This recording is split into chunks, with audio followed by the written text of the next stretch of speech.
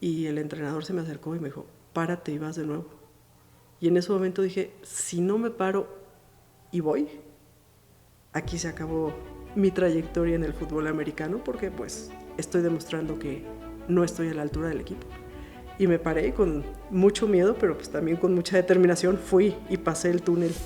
Y creo que eso ejemplifica muchas situaciones que he vivido en mi vida donde tengo que pasar el túnel y seguir adelante.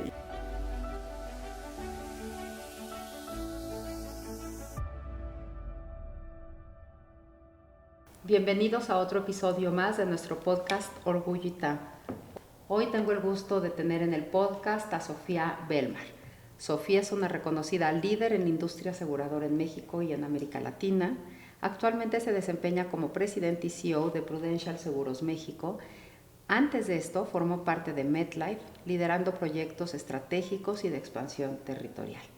Su trayectoria en el sector asegurador incluye posiciones clave como CEO de MetLife México y roles ejecutivos en GNP. Además, ha sido presidenta de la Asociación Mexicana de Instituciones de Seguros, la AMIS. Sofía es licenciada en Actuaría por la UNAM, cuenta con un MBA por el ITAM. Asimismo, ha cursado programas de liderazgo en instituciones de enorme reputación como Harvard Business School y Duke University. Hoy nos acompaña para compartir su experiencia y reflexionar sobre su camino profesional y los aprendizajes que ha acumulado a lo largo de su carrera. Bienvenida, Sofía, gracias por estar aquí hoy. Muchísimas gracias, es un placer estar acá y regresar a mi alma mater. Gracias, Sofía. Quisiera empezar por una pregunta contigo. ¿Cómo ves tú hoy a Sofía? ¿Quién es Sofía Belmar para ti? Bueno, es una pregunta muy profunda porque me lleva a reflexionar sobre una trayectoria y una vida, ¿no? Realmente, porque a mi edad hay muchas satisfacciones. Están primero las personales que tienen que ver con mi familia y con lo que he hecho por mí misma en el campo del deporte, en el campo de la música.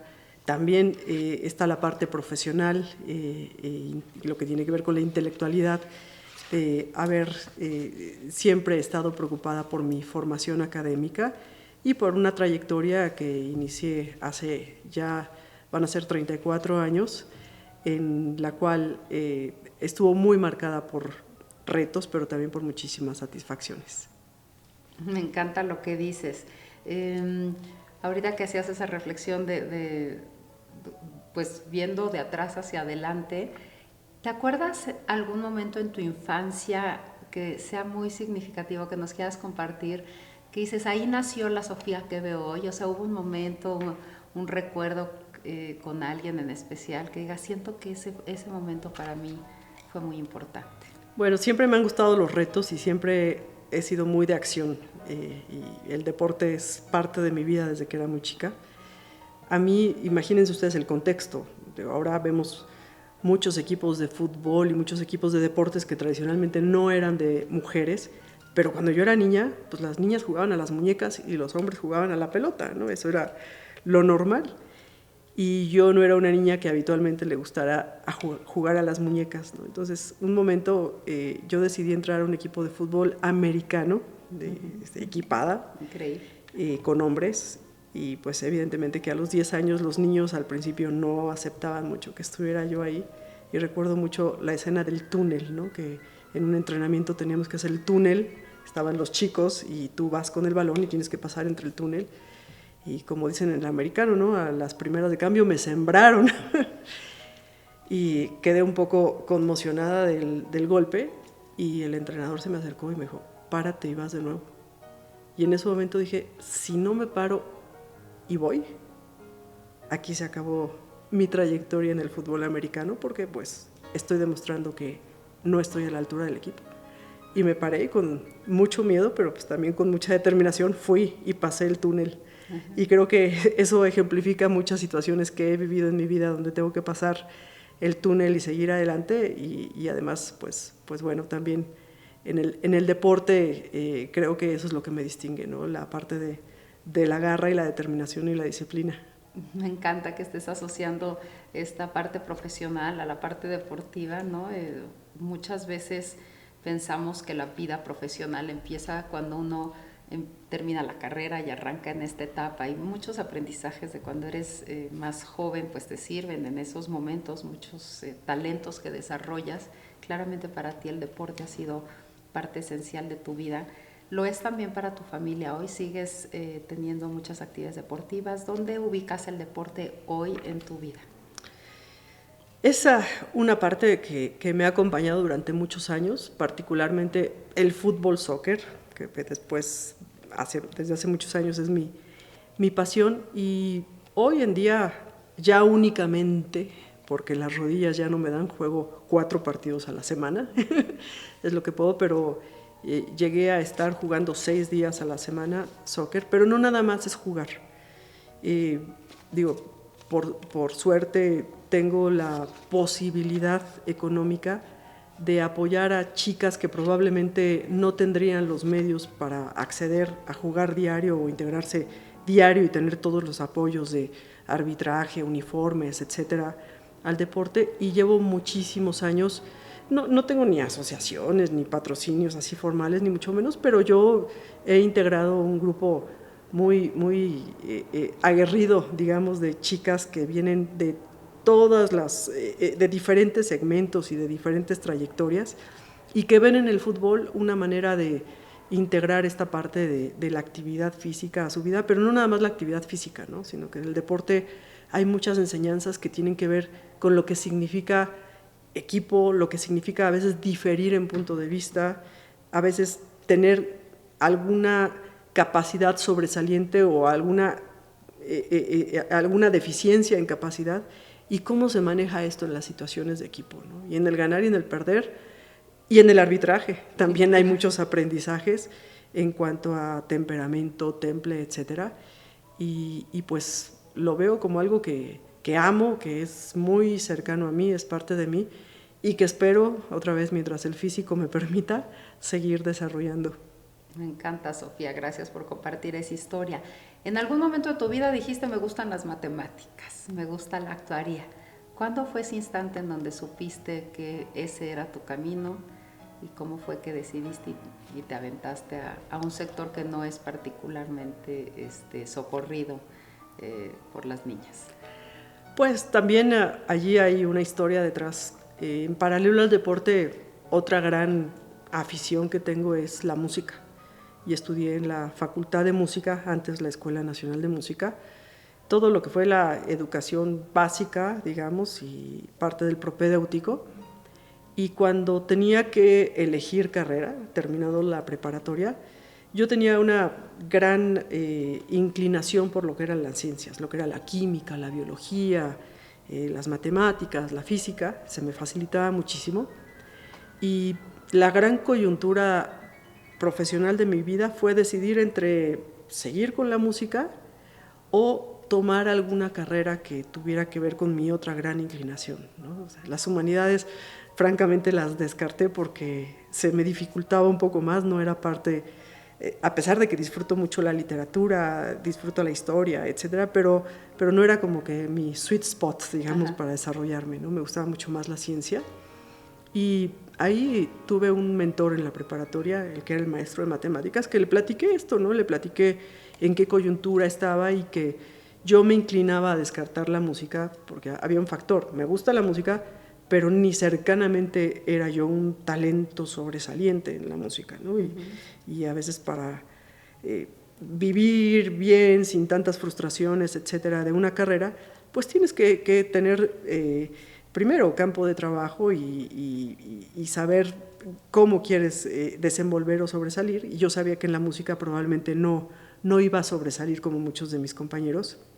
Entonces estaba inclinada a elegir una carrera.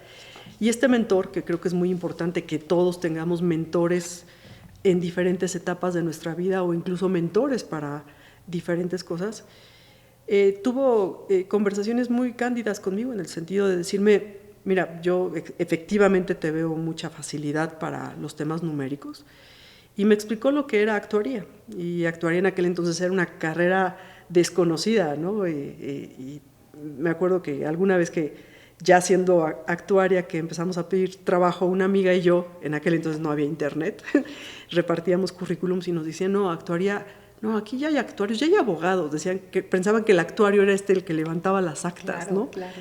Y bueno, con la explicación de este mentor me permitió hoy ver que actuaría sería una carrera que me permitiría desenvolverme en diferentes campos y dentro de lo que son las matemáticas, elegir ya con un poco más de madurez y conociendo un poco más lo que es el campo de trabajo, elegir hacia dónde quisiera yo enfocar mi carrera. Y creo que fue una decisión en su momento muy, muy acertada. Qué padre que llegaste ahí, porque efectivamente a veces los talentos se empalman y es difícil como tomar orientación, ¿no? Y sientes que vas a sacrificar uno totalmente por el otro, pero lograste combinar de alguna manera tus intereses y bueno, has seguido en la música por lo que nos estás diciendo. Bueno, tengo un regreso un poco particular porque yo estudié, digamos, música clásica y hace pocos meses que dije, tengo que regresar y lo que más me gusta de la música es este tema del equipo, ¿no? De la amalgama que haces entre diferentes instrumentos, que también tiene muchos retos en cuanto a integrarse con otros seres humanos que tienen diferentes habilidades y talentos. Y mi hija llevaba 2 años estudiando guitarra eléctrica. Y yo la veía y que pues estaba muy metida y tiene presentaciones y le dije, oye, ¿y ahí en tu escuela donde estás estudiando guitarra eléctrica no tienen clases para adultos? Me dice, sí, hay banda de papás. Qué divertido. Y me metí a una banda de rock de papás. Ya nos presentamos por ahí en algunos lugares. Ajá. Y me está resultando, por un lado, muy divertido, porque es regresar a la música, a un género que, si bien me gusta, pero no soy súper fan, me saca de zona de confort y me ha regresado a los escenarios, ¿no? Y además retando también el cómo aprendí yo en música clásica y cómo tengo que aprender ahora claro. en la parte del rock. Entonces, muy interesante experiencia, muy divertida y estoy muy entusiasmada con ese nuevo reto. Me encanta porque es una etapa en donde estos retos a veces no vienen naturalmente, ¿no? Tiene uno que estar dispuesto a darse el tiempo y qué bueno que estés en eso y compartirlo con tu hija, pues qué mejor. Sí, muy padre. Ahora, también después de hacer tu carrera, llegó un momento en que dijiste, quiero hacer un MBA. Cuéntanos un poquito cómo llega esa campanita, por decirlo de alguna manera, qué resonó contigo, lo viste en alguien más y cómo llegas al ITAM. Fue, siempre de chica fui muy acelerada para muchas cosas. Terminé la carrera en la UNAM muy rápido. Antes, son 4 años de carrera, terminé en 3 y medio. Empecé a trabajar, me estaba titulando un 4 de noviembre y yo había empezado a trabajar el 1 de noviembre en GNP, empresa de Grupo Val, de la que también es parte el ITAM. Una empresa, la verdad es que increíble, porque fue una gran escuela y con muchísimas enseñanzas. Pero pues a los 21 años te encuentras con todavía... ahora sí que, si bien no era mi primer trabajo, porque antes había trabajado en Canal 11 y había sido ayudante y después profesora titular en la UNAM, pero sí digamos que en términos corporativos era mi primer trabajo formal, ¿no? Y cuando llegas como estudiante, pues de repente vivir la corporación ya no es tan fácil, ¿no? Y muchas veces la teoría que traes desde la escuela no necesariamente cierra los gaps que necesitas tú para comprender una dinámica de empresa que conlleva muchísimos otros ángulos, no únicamente el que tú traes con tu especialidad. GNP me recibió pues, como una profesionista joven en un área especializada en lo que es desarrollo de canal de distribución, en la cual tenía que ser el conector entre la parte matemática actuarial de los productos con la parte de cómo le transmites a la fuerza de ventas todo eso, ¿no? En comunicación, y ahí me ayudó mucho la música y la parte artística. Pero corporativamente creo que me faltaba mucho. Mi carrera fue extremadamente teórica y necesitaba tener yo una formación más 360 de lo que era la empresa. GNP siempre apoyó o apoya a sus ejecutivos con formación extracurricular a través de diplomados, de los cuales también orgullosamente tomé varios en el ITAM, pero en algún punto, y teniendo el apoyo de la empresa para esto, porque estaba como parte de los beneficios, accedí a la maestría porque lo vi como el lugar perfecto en donde podría tener esta complementariedad de visión. En ese sentido, pues la maestría en administración del ITAM para mí era una opción excelente justamente para complementar toda esa visión empresarial que probablemente no tuve tan sólida en la carrera y que a la edad que lo empecé era el momento perfecto como para iniciarlo. Me encanta esa parte porque efectivamente yo creo que todo depende de los momentos, ¿no? Hay veces que uno está dispuesto a hacer ciertos programas y entonces tomas todo el aprendizaje. Hay veces que la vida está complicada y no es el momento ideal, ¿no? Tú empezaste chica el programa del MBA. Veo que en general siempre has sido la chica, la que empieza rápido o la que termina rápido. ¿Cómo te sentiste en el ambiente de posgrados? ¿Sentías que estabas en la misma etapa que tus compañeros o sentiste que había como suficiente pluralidad para que la experiencia de todos aportara? ¿Cómo viviste la experiencia de hacer un posgrado? Mira, a mí que casi no me gusta complicarme la vida, inicié el propedéutico y durante el propedéutico me casé. Okay. Entonces imagínate, ¿no? Okay. Pero dicho esto, la verdad es que a pesar de todos esos momentos de vida, ¿no? Estaba trabajando, me acababa de casar, pero sí, definitivamente, no solo, encontré un alto nivel de exigencia en el sentido positivo, ¿no? O sea, no vas a tomar una maestría que va a ser condescendiente con que únicamente asistas y listo, ¿no? O sea, encontré una maestría que me apasionó mucho en términos del reto intelectual, del reto académico, de lo que implicaba la dinámica, porque había muchísimo de resolución de casos, de situaciones reales, de armar equipos con gente súper diversa, ¿no? O sea, personas que estaban en el ámbito de la medicina, personas que ya tenían un cargo ejecutivo de alto nivel en alguna empresa, personas de extracción financiera, en fin, o sea, realmente diverso el ambiente, ¿no? Y la dinámica de aprendizaje, de trabajo en equipo, de resolución de casos, y además de tener maestros que en paralelo a ser maestros, habían sido pilares o líderes de opinión, ya sea en la parte pública o privada, la verdad es que fue enriquecedor de una manera realmente fuerte para mí en esa etapa, ¿no? Entonces, sí, evidentemente tienes el stretch de regresar a la escuela y de volver a cumplir, pero al mismo tiempo es de esa energía positiva, ¿no? Siempre que tienes estrés, yo digo que hay un estrés positivo y un estrés que te derrota. Sí. Y no, aquí era el estrés positivo de dar algo más y de aprender algo más, y de que decía, claro, esto que aprendí hoy en la clase de Derecho aplica para esto y me ayuda a hacer mejores contratos para la parte de la fuerza de ventas, y ya entendí la parte laboral, o en la parte de comunicación también,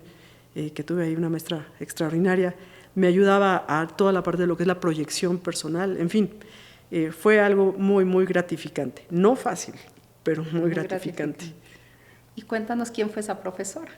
Bueno, la profesora de comunicación fue Maricruz Fimbres, que recuerdo que, otra vez, no únicamente nos daba la teoría de comunicación, sino nos daba la libertad de elegir un tema en el cual nosotros fuésemos expertos o algún tema personal, y nos daba retroalimentación en tiempo real en cómo armábamos nuestros discursos, la estructura de los mismos, cómo los proyectábamos, cómo conectábamos con la audiencia. Fue muy, muy interesante esa clase. ¿Te implicó un reto?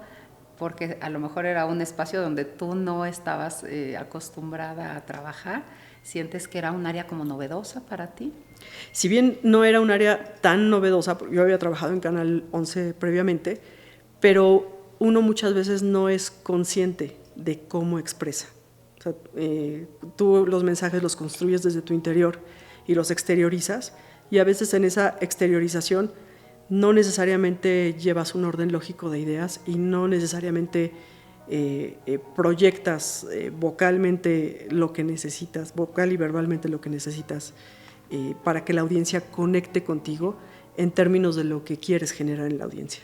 Claro, y así se logra, es una comunicación estratégica, como bien dice Maricruz. Exactamente. Muy bien, gracias por compartir. Quisiera ahora preguntarte, movernos un poquito a tu vida profesional. Nos decías que estuviste en Canal 11. ¿Por qué empiezas en Canal 11? ¿Qué es lo que te hace pensar que en ese espacio quieres estar? ¿Había algún familiar que estaba cercano? Fue una total casualidad. Yo estaba en la Facultad de Música, tenía 15 años, y había en la entrada de repente unos camarógrafos ahí como que estaban haciendo algo de una filmación, y pasamos unas amigas y yo y nos preguntan, ¿quieren hacer una prueba para un programa? Ah, pues sí. Y hicimos unas pruebas sin saber ni siquiera de qué se trataba. Uh-huh.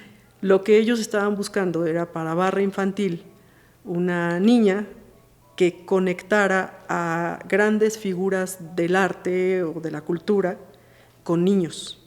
Okay. Y de eso se trataba. Fueron a hacer el casting ahí porque pues, pensaron que era el lugar ideal para encontrar chicos o chicas que estuvieran ya en el mundo de la cultura. Y de allí, de la nada, me quedé en el casting. Entonces fui conductora de ese programa. Fue un periodo cortito, pero pues sí, fue poquito más de medio año. Muy bien, muy bien. Y en el sector asegurador, ¿cuál ha sido tu aprendizaje más importante? ¿Qué es lo que hace que vibre tu corazón en el sector asegurador? ¿Cuáles son los temas que te apasionan dentro del sector? Mira, el sector asegurador es una industria muy particular, porque a pesar de que podríamos verlo desde el lado, otra vez, árido de la administración de riesgos y toda esta cuestión, es un sector que tiene un sentido de propósito impresionante. O sea, piénsate que cuando tú le estás vendiendo una póliza a alguien, una póliza, le estás vendiendo realmente una promesa. Y es una promesa de que la empresa que representas o la póliza que compró le va a acompañar en los momentos más difíciles de su vida, ya sea desde un choque de un automóvil o daños a la casa, pero cuando se trata sobre todo de lo que es el seguro de gastos médicos o el seguro de vida, estás hablando de continuidad de familias. Hoy en día las enfermedades crónico-degenerativas o los accidentes llevan a la quiebra a infinidad de familias que no tienen los medios para acceder a salud de primera calidad, ¿no?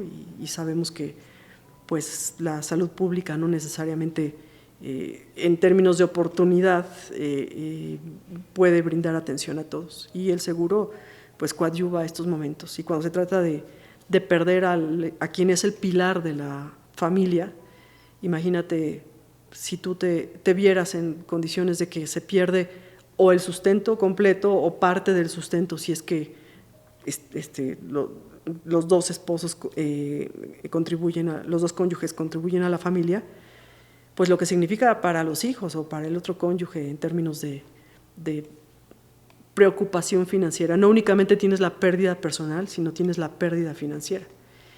Y he tenido la fortuna de conectar con casos en los que podemos ver la familia después de esta gran crisis con la resignación de la pérdida, pero con una continuidad económica que hace que los niños no tengan que renunciar a su casa, no tengan que renunciar a su escuela, no tengan que renunciar a su estilo de vida, a sus amigos, porque se tengan que cambiar incluso de colonia o de escuela. Entonces, cuando ves la contribución real de lo que implica la previsión financiera, te das cuenta que pues, el propósito es lo que nos mueve, ¿no?, en esta industria. Así es.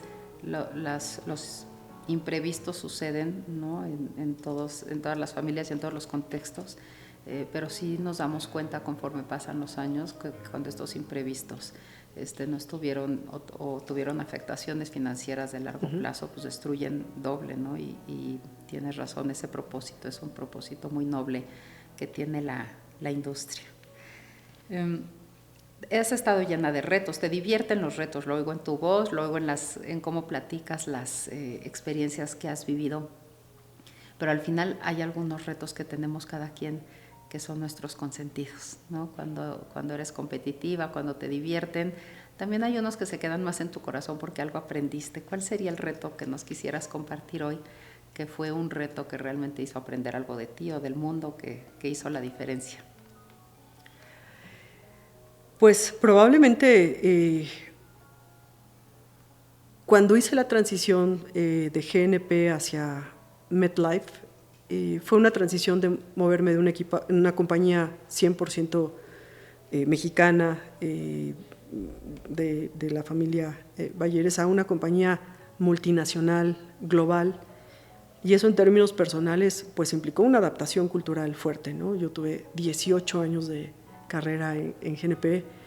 Yo probablemente pensaba en algún momento que me iba a quedar toda la vida allí, sin embargo, por desarrollo personal decidí dar el paso y moverme hacia esta multinacional MetLife.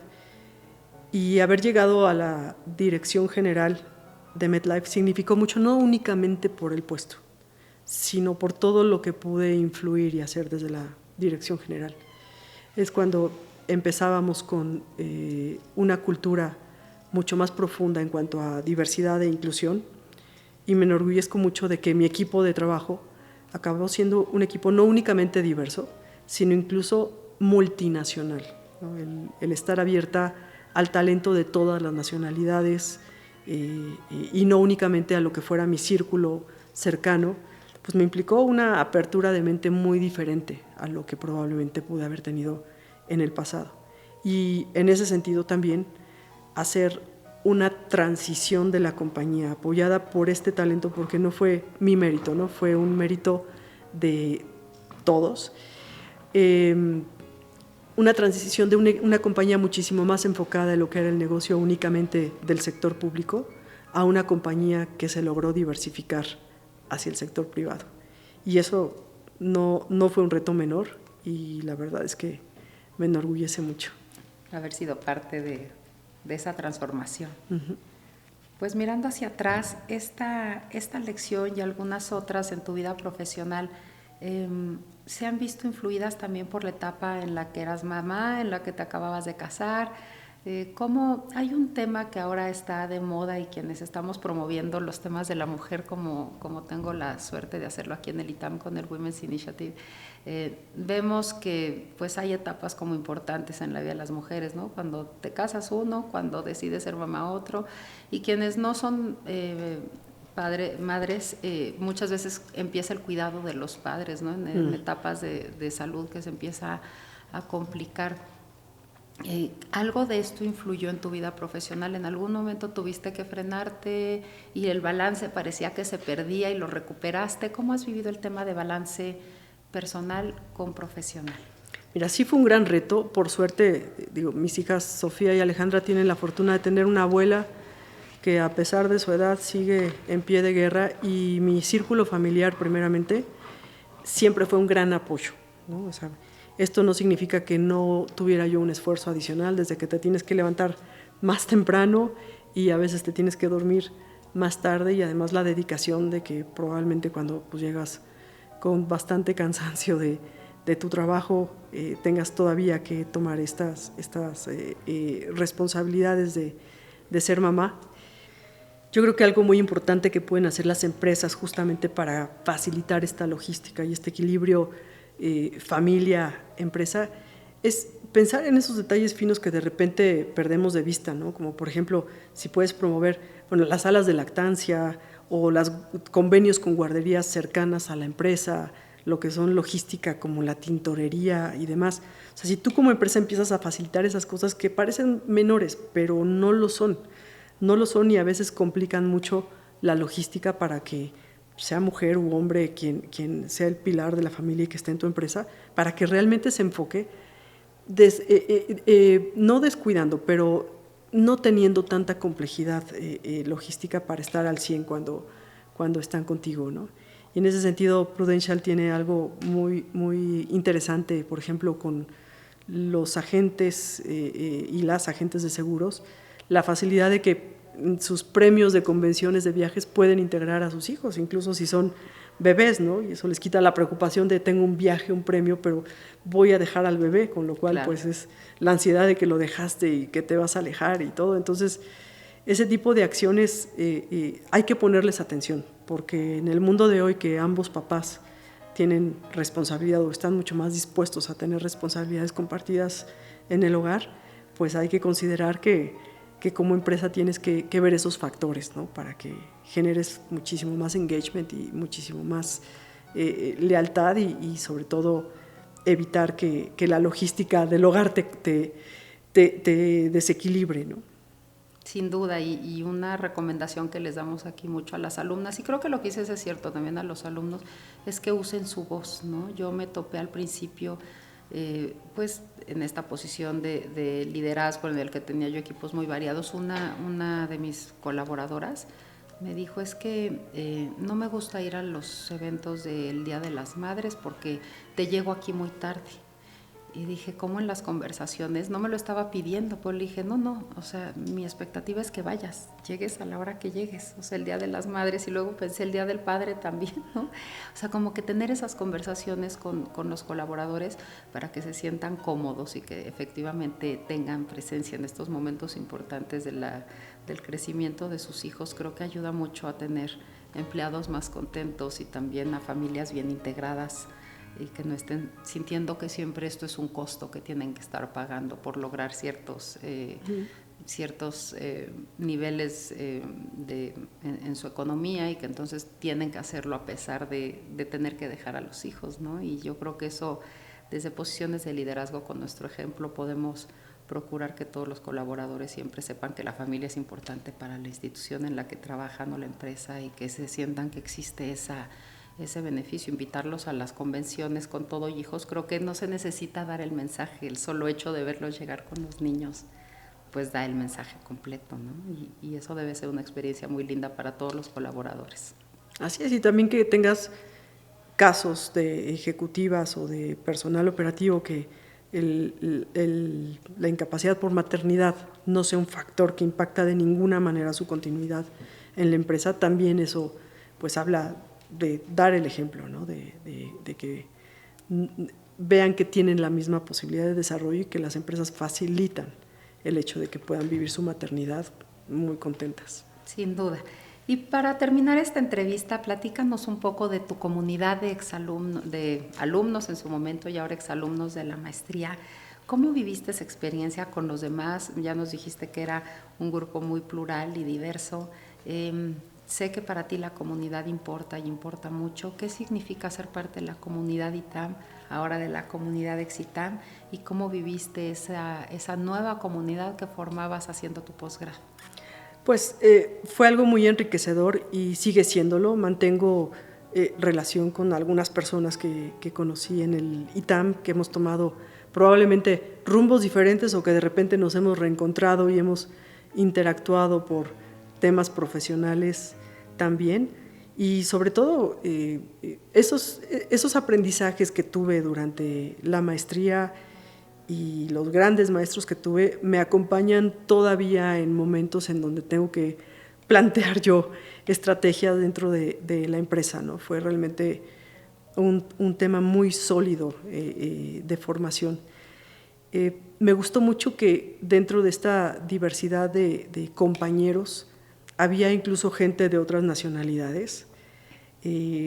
Algunos llegaron a colaborar siendo compañeros míos o dentro de la empresa, y pues esto extiende las redes más allá de lo que fue hace muchos años el ámbito académico, ¿no? Y ahora verlos, a los que ya no tengo contacto, pero de repente encontrarlos y verlos triunfar en algún ámbito y decir, ¡ay, wow! Él estudió o ella estudió conmigo, o verlos tan involucrados en la comunidad de exalumnos, pues es algo muy gratificante, ¿no? Porque me regresa a esos momentos que me hicieron crecer mucho en lo personal y en lo profesional.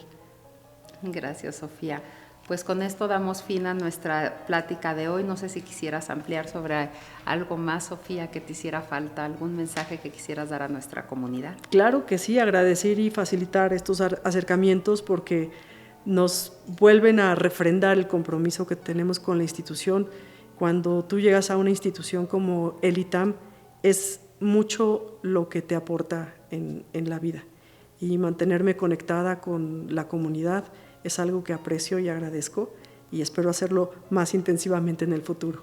Encantados de tenerte, esta es tu casa, gracias por regresar a ella. Muchísimas gracias. Muchas gracias a nuestra comunidad ITAM, a todos los que están escuchando del público. Estas son historias que nos inspiran y nos motivan a seguir adelante con la excelencia académica y humana que nos ha caracterizado. Muchas gracias a todos.